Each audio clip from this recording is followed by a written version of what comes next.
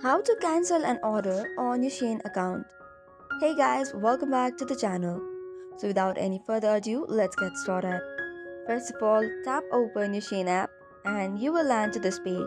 Below your accounts, you will see My Orders section. From there, tap on View All and it will take you to your order pages.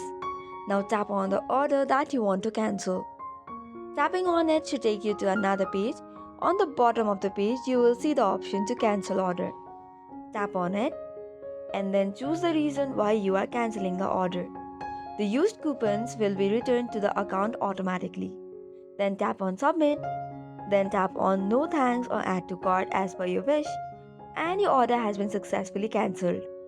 However, if you have already paid and want the refund, it will take you to another page whereby you can select how would you like to recover the refund. It could either be the Shein wallet or the payment account. Give in your details and you're good to go. So this is all for today's video. For more such contents, do not forget to hit the like and subscribe button. Thank you and keep watching.